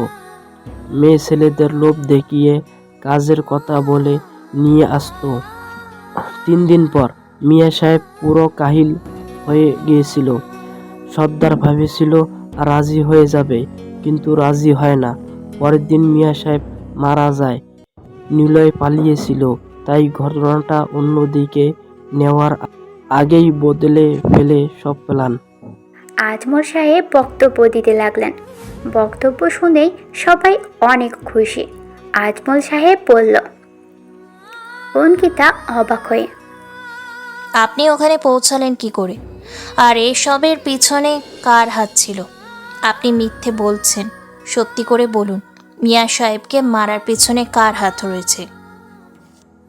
মিয়া সাহেবের বন্ধু আদির। অঙ্কিতা হাঁ হয়ে গেল। আদি? পলাশ বলতে লাগলো, আদিল ডাকাত দলের লিডার ছিল। রাতারাতি কোটিপতি হওয়ার জন্য এই পথ অবলম্বন করে। আদিল মিয়া সাহেবের সরল মনটা নিয়ে খেলা করে। গ্রামের যত লোক জিম্মি হয়েছিল আদিল করেছিল সবাইকে জিম্মি। টাকা ও লুটপাট করত। মিয়া সাহেব গ্রামের সবাইকে বারণ করে দিয়েছিল বাইরে কাজে কাউকে না যেতে। এতে আদিলের সমস্যার মুখে পড়ে। ও কৌশলে গ্রামের কয়েকজন যুবককে লোভ দেখিয়ে নিয়ে যেয়ে ওদের কাজে লাগায়। ওরাই ডাকাত দলের সাথে যোগ হয়ে কাজ করে। তারপর শুরু করে প্রচার। মিয়া সাহেব আদিল কর্মকাণ্ড জেনে যায়, তাই আমার কাছে এসে সবকিছু বলে। আমি আদিলকে ফোন করে সব জানালে আদিল আমাকে টাকার অফার করে। আমি লোভে পড়ে মিয়া সাহেব আর নিলয়কে কিডন্যাপ করিয়ে ফেলি। নিলয় পালিয়ে এসে শুনে আমি কেসটা অন্যদিকে ঘুরিয়ে দিই। সেদিন আদিল মিয়া সাহেবের সামনে দাঁড়িয়ে, তুই আমার বন্ধু, তোকে সুন্দর একটা অফার করলাম, তুই শুনলি না। আমাকে ফাঁসানোর জন্য পুলিশের কাছে গেলি। আরে ওরা আমার টাকায় কেনা। আমার ভাবতে ঘৃণা লাগছে, তুই আমার বন্ধু। আমার ছেলেকে পাঠিয়েছি, সারা গ্রামের মানুষকে বলে দিবে, মিডিয়াকে বলে দিবে, আমাকে এখান থেকে নিয়ে যাবে। আদি হেসে ওঠে, তুই বেঁচে থাকলে তো নিয়ে যাবে, আর তোর বউ ছেলে কেউ বাঁচবে না। গ্রামের লোকেরা মেরে ফেলবে ওদের। আদি মিয়া সাহেবকে মেরে ফেলে। পরের দিন আমি মিডিয়া দেখে আর ওই লোকগুলোকে সাজিয়ে কেস অন্যদিকে নিয়ে যাই। সবাই জানে মিয়া সাহেব ডাকাত, সব কাজ তার ছিল। অঙ্কিতা পলাশকে কিছু বলতে যাবে, তখন সব লাইট অফ হয়ে যায়। অঙ্কিতা পুরো অবাক হয়ে যায়। অঙ্কিতা মনে মনে বলছে, টাইগার আসেনি তো? অঙ্কিতা পলাশকে বলল, আপনি টেবিলের তলে ঢুকে পড়ুন, আমি দেখছি। অঙ্কিতা ফোনের ফ্ল্যাশ চালিয়ে বের হলো। কয়েকটা গাড়ি কলেজ দিয়ে বের হয়ে চলে গেল মুহূর্তের ভিতরই। 5 মিনিট পর আলো জ্বলে উঠল। অঙ্কিতা নিচে এসে পুরো থ হয়ে গেল। সবাই হাঁ হয়ে গেল। স্টেজে কেউই নেই। আকবর দৌড়ে এসে, ম্যাডাম, সবাই কিডন্যাপ হয়ে গেছে। রাবিশ! এত সিকিউরিটি থাকা সত্ত্বেও কিভাবে চোখের সামনে থেকে সবাইকে নিয়ে গেল? ম্যাডাম, আমাদের লোকের সাথে ওদের লোক ছিল, বুঝতে পারিনি। সবাইকে খবর দিয়ে সবাইকে অ্যালার্ট করো, একটা গাড়িও যেন চেক না করে ছাড়ে, ফার্স্ট। আকবর চলে গেল। অঙ্কিতার ফোনে কল আসলো। কলটা রিসিভ করতেই ওপাশ থেকে, ম্যাডাম, আপনি অনেক বড় চালাক। আমার প্ল্যান নষ্ট করে দিলেন, তাই বাধ্য হয়ে প্ল্যান বি ব্যবহার করলাম। ভেবেছিলাম সব কয়টাকে উড়িয়ে দিয়ে ওদের সব কিছু লুটে নেব, কিন্তু হলো না। সব প্ল্যান শেষ করে দিছিস তুই। ওদের লাশ পরে এসে নিয়ে যাস। কলটা কেটে দিল। অঙ্কিতা চিন্তায় পড়ে গেল। সব ব্যবসায়ীদের জীবন ঝুঁকিতে। কারো কোনো কিছু হলে কি জবাব দিবে সে? গাড়ি শোষো করে চলতে চলতে জঙ্গলের ভিতর ঢুকে পড়ল। গাড়ি এসে জঙ্গলের মাঝখানে থামল। লাইট জ্বলে উঠল। গাড়ি থেকে আজমল সাহেব, আমির সাহেব, প্রিন্সিপাল হামিদ আরও সবাইকে নামালো। সবার চোখ খুলে দিয়ে হাঁটু মুড়ে বসালো। সবাই সামনের দিকে তাকিয়ে পড়ল। অন্ধকারে একটা লোক বসা, চেহারা দেখা যাচ্ছে না। লোকটা বলে উঠল, তোদের তো স্টেজের উপরই বসে বোমে উড়িয়ে দিতে চেয়েছিলাম, কিন্তু বোমগুলো খুঁজে বের করে নিল। এখানে এসেছিস, ভালোই করেছিস। কে তুই? তোর সাথে আমাদের কি শত্রুতা? লোকটা হাতের ইশারা করতেই সবার সামনে একটা করে পেপারস ধরল। লোকটা বলল, সই কর আর তোদের সব সম্পত্তি আমার নামে হয়ে যাবে। সই করবি না মরবি? করব না। লোকটা হাত দিয়ে ইশারা করতেই আরেক গাড়ি থেকে হ্যাপি, শ্রাবণী, ঈশান, অঙ্কিতা, রিফা, তানজিনা আর বাকিদের ছেলে মেয়েদের নামিয়ে সামনে নিয়ে আসলো। সবার চোখ খুলে দিল। হ্যাপি, শ্রাবণী সবাই একসাথে বলে উঠল, বাবা। আমির সাহেব বলে উঠল, আমাদের ছেলে মেয়েদের কেন রে ভেতরে নিয়ে আসলি? সহজে সই করবি না, তাই নিয়ে আসলাম। তোদের মেরে, তোদের ছেলে মেয়েদের মেরে সব প্রপার্টি আমার করে নিব। টাইগার আমার সব ধ্বংস করে দিয়েছে, আজ তোরা হবি ধ্বংস। সই কর, না হলে তোদের ছেলে মেয়েদের একসাথে গুলি করে মারবো। তানজিনা জোরেই হেসে উঠল। তানজিনার হাসি দেখে সবাই অবাক হয়ে গেল। অন্ধকারে বসা লোকটা বলল, মৃত্যুর কথা শুনে ওর হাসি পেয়েছে। তোর মৃত্যু দেখে আমার হাসি পেয়েছে। টাইগার তোকে ছাড়বে না, তোকে শেষ করে ফেলবে। কতক্ষণ অন্ধকারে থাকবি? তানজিনার কথায় হ্যাপি, শ্রাবণী হা হয়ে গেল। অন্ধকারে থাকা লোকটা আলো এসে রেগে, দেখ আমাকে ভালো করে দেখে নে মরার আগে। আমি কে? আরে আমি আমার স্বার্থের জন্য আমার নিজের বন্ধুকে মেরে ফেলেছি, আর তোরা তো এই সব সাম্রাজ্য আমার। আমি কন্ট্রোল করব, সব শেষ করে ফেলবো টাইগারকে।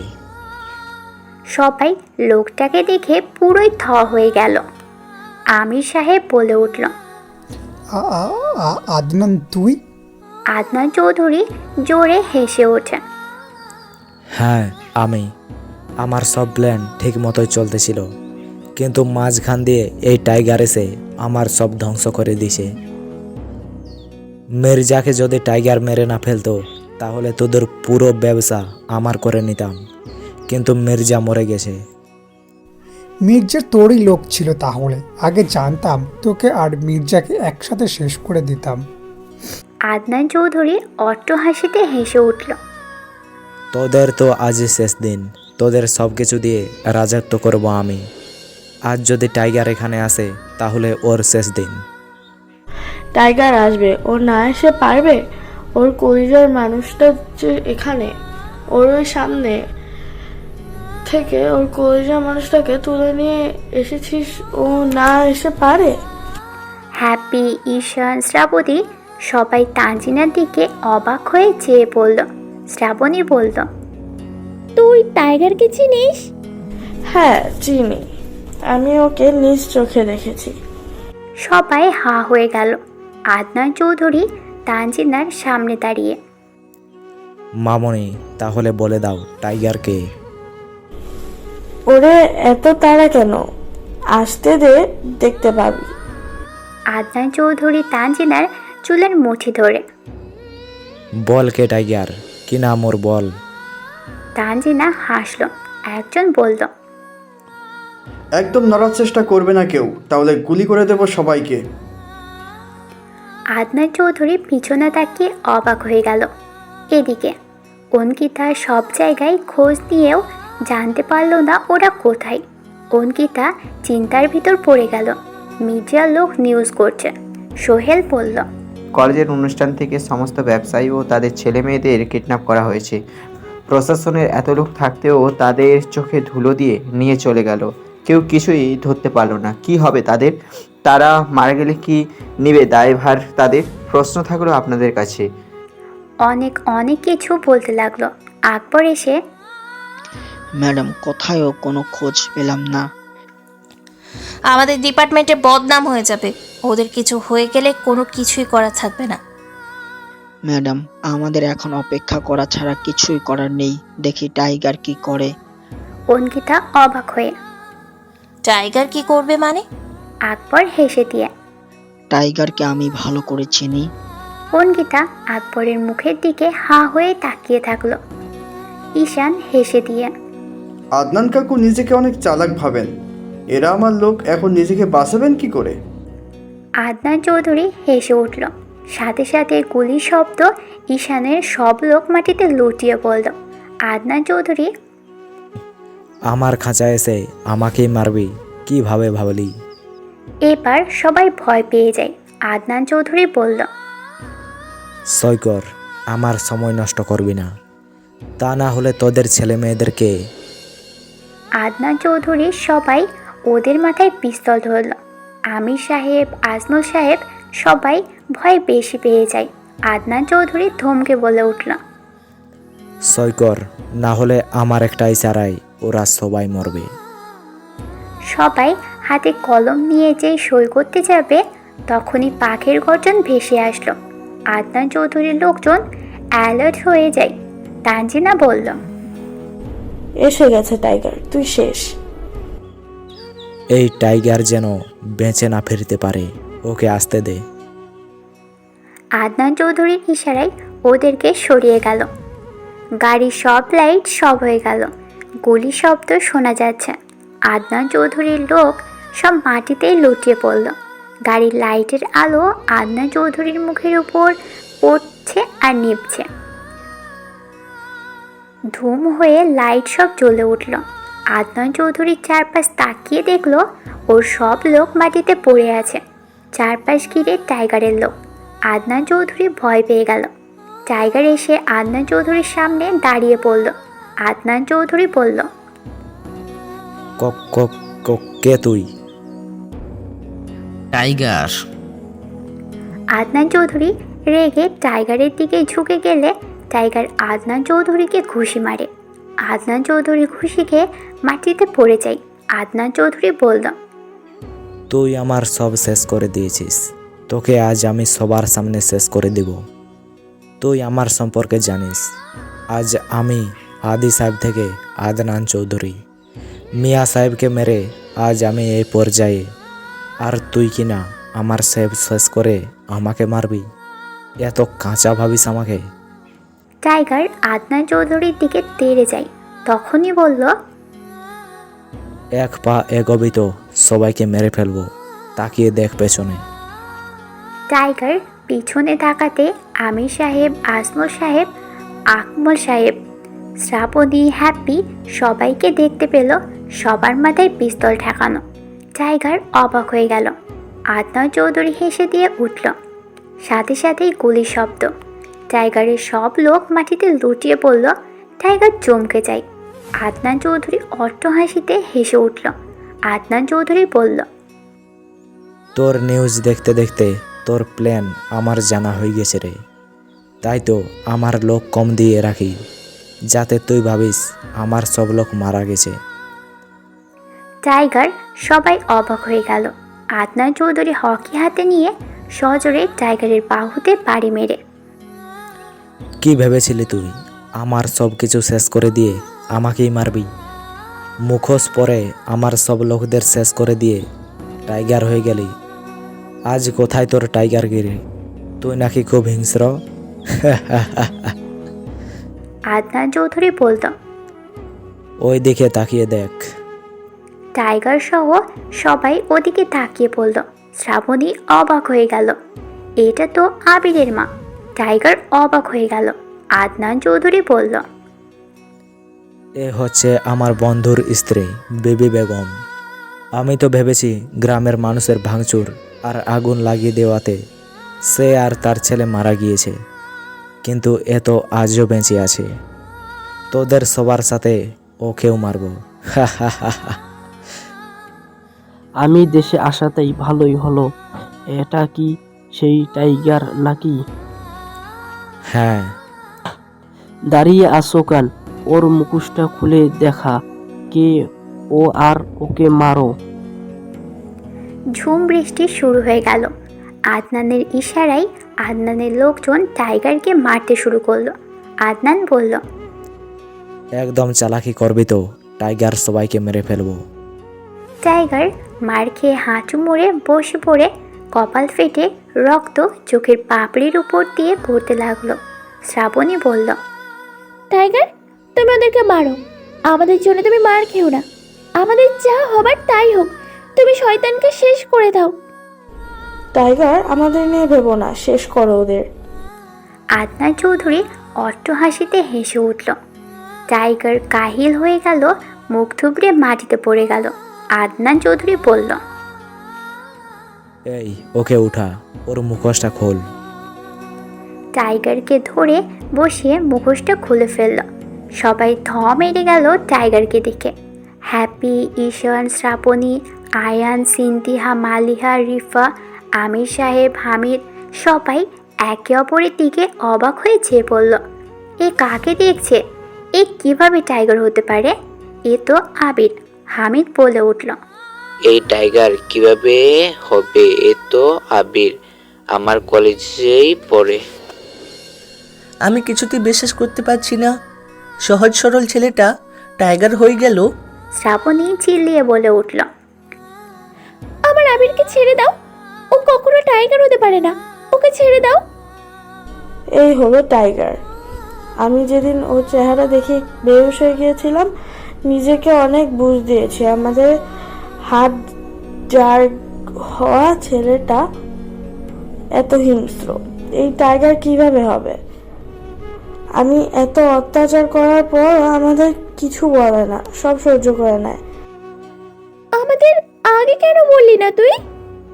আমি ভয়তে বলিনি, তাই তো ওর সাথে বন্ধুত্ব করেছি। সবাই অবাক হয়ে গেল। বিবি বেগম বলল। আদনান চৌধুরী বিবি বেগমের মুখ চেপে ধরে। আদি, তুই বাঁচতে পারবি না, আমার ছেলেই তোকে মারবে। আমার স্বামীকে তুই মেরে ফাঁসিয়ে দিয়েছিস, তোকে আমার ছেলে ছাড়বে না। কোথায় তোর ছেলে? ডাক, তোদের সবাইকে একসাথে মেরে ফেলবো আজ। বিবি বেগম হেসে ওঠে। ওই আমার ছেলে টাইগার। ও, এ তাহলে তোর ছেলে?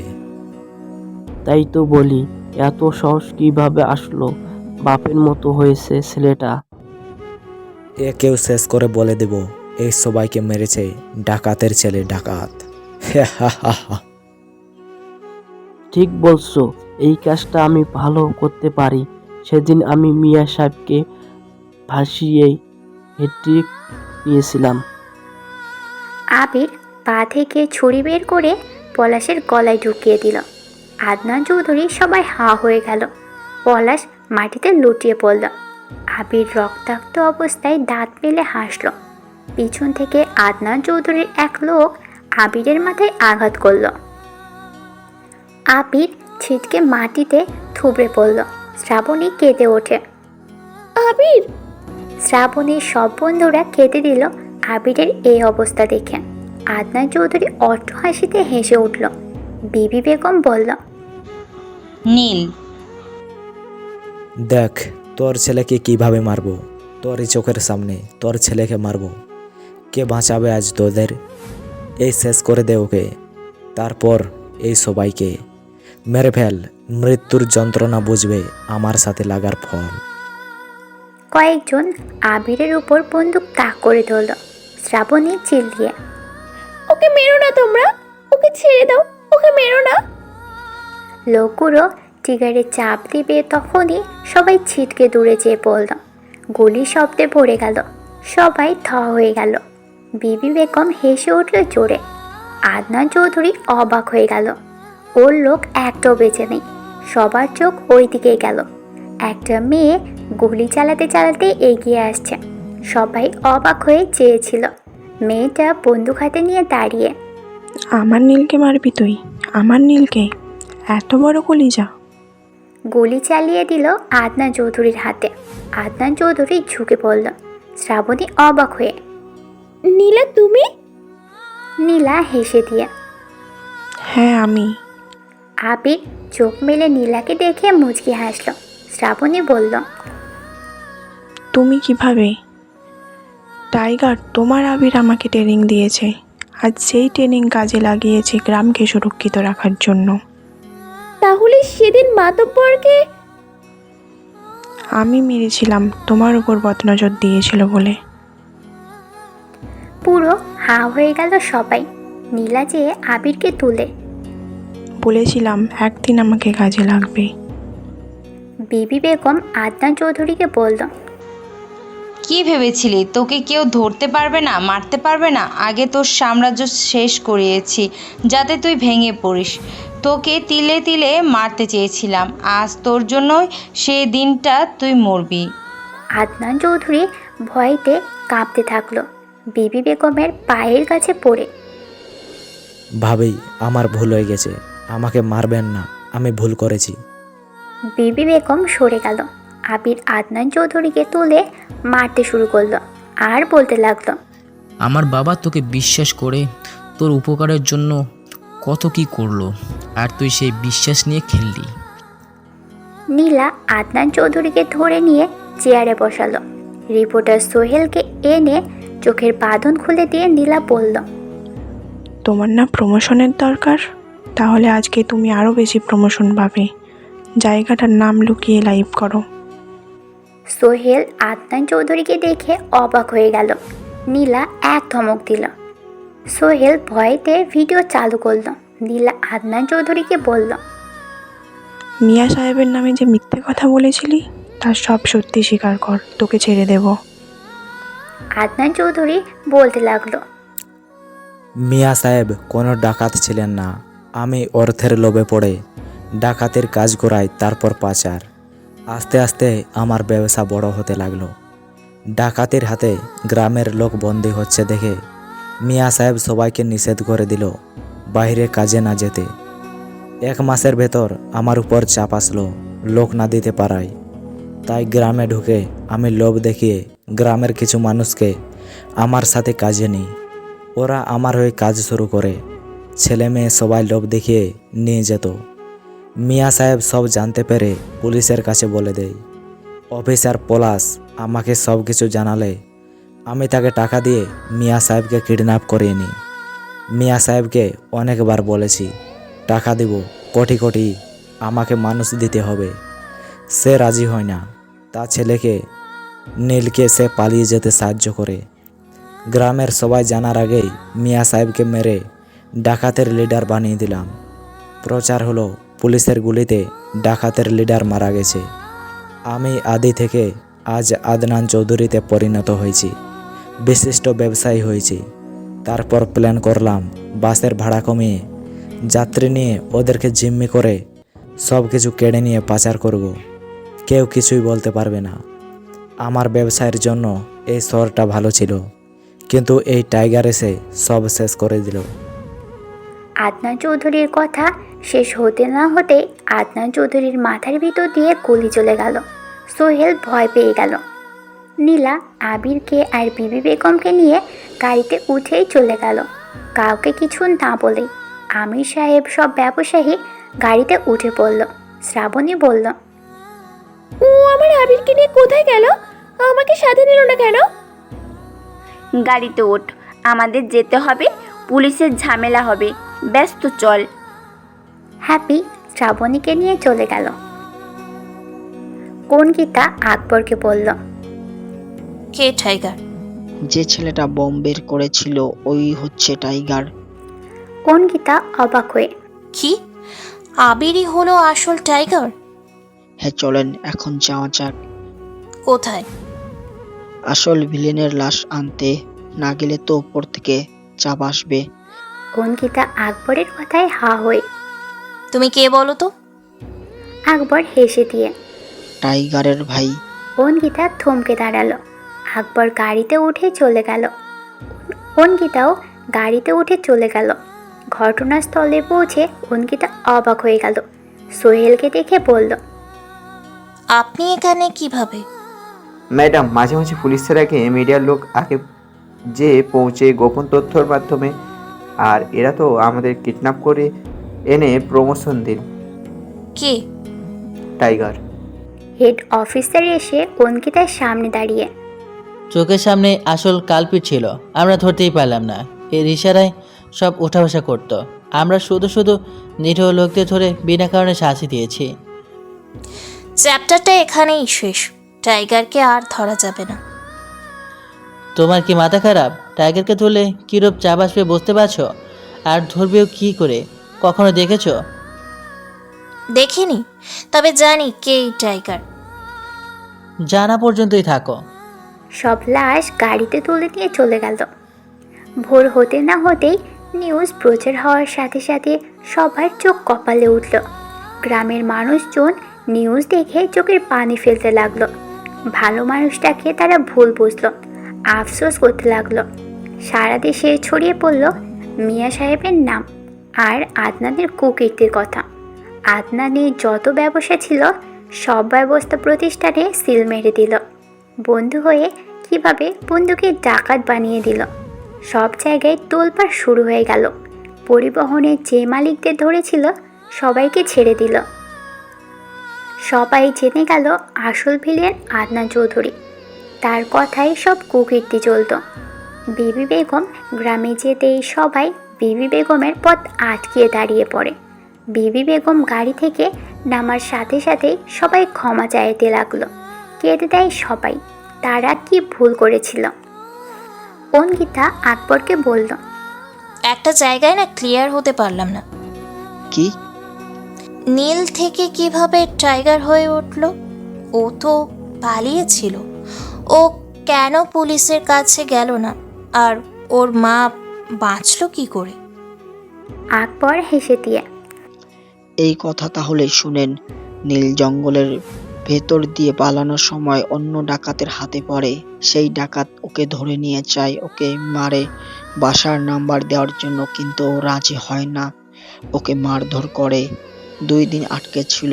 একদিন রাতে ও ডাকাত সর্দারের গলা কেটে মেরে ফেলে। এটা দেখে ডাকাতের লোকগুলো ভয় পেয়ে যায়। নীলকে ওদের সর্দার বানায়।